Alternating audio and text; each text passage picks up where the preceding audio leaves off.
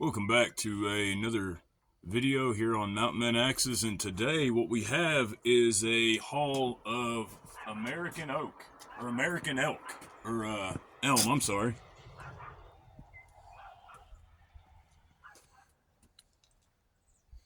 So we've got that, we've got those pieces, and we have that one that we're going to try to buck. These are fresh cut. They were just cut today off of a beautiful, man, I wish you guys could have seen it. It was a beautiful elm tree, and it branched out into two trees, and one went over the road. And so I'm guessing that's why the county cut it. But beautiful, beautiful wood just sitting there. And so I filled the car up and said, I wonder what the payload is on this car. But we're going to do a little splitting and see how it splits. I know it's notorious for splitting, and today we're going to be doing a comparison video. So first of all, we've got the Collins that we just restored. Beautiful, beautiful yellow birch handle, TD handle. This thing feels unfairly light. Like, it just feels super light. It almost feels like a lighter axe than this, but that's because this is on gum. So this is on Australian gum, and it is a Plumb 3.5 pound Michigan pattern. And so we'll probably split with this and then buck with both. But for right now,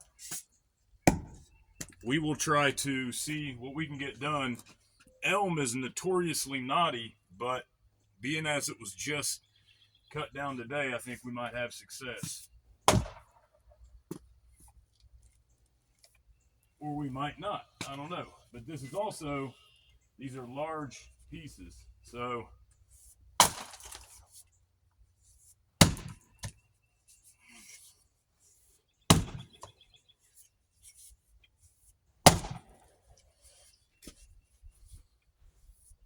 I did keep a few to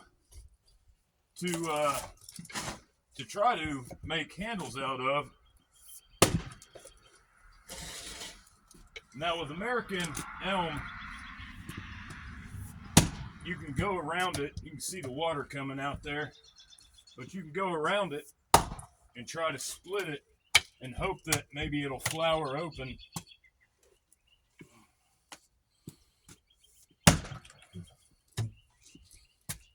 Just keep going around. It's very heavy because it's soaking wet.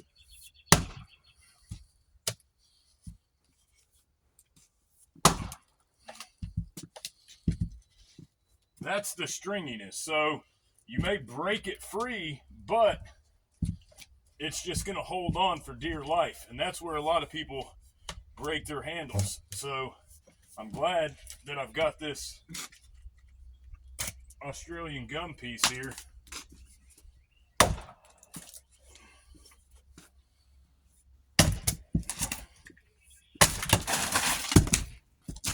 Well,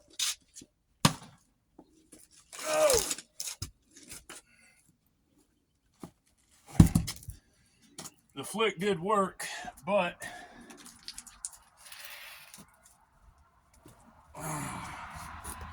got that pretty piece right there. So you can see how as the grain comes in, it twists and goes down. So we've got our work cut out. The flick, probably our best method.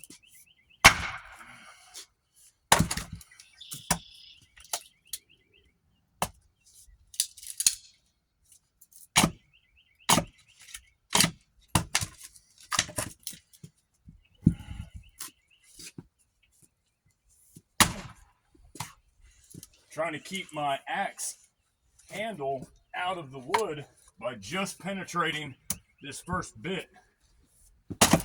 See? And that works by having the bit go all the way down, and look, I'm through. So there's ways to do it, and there's ways to be safe, even when you have a chopping block that's funky.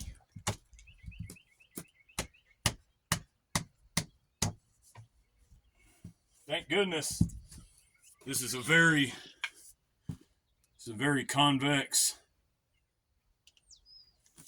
head.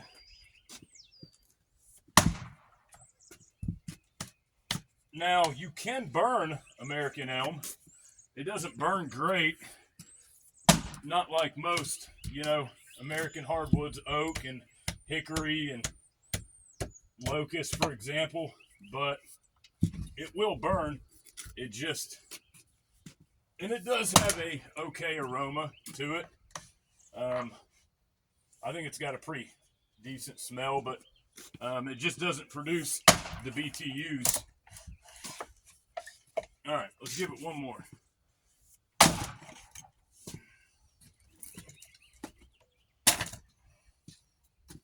We'll even twist it, finish it off. There she blows.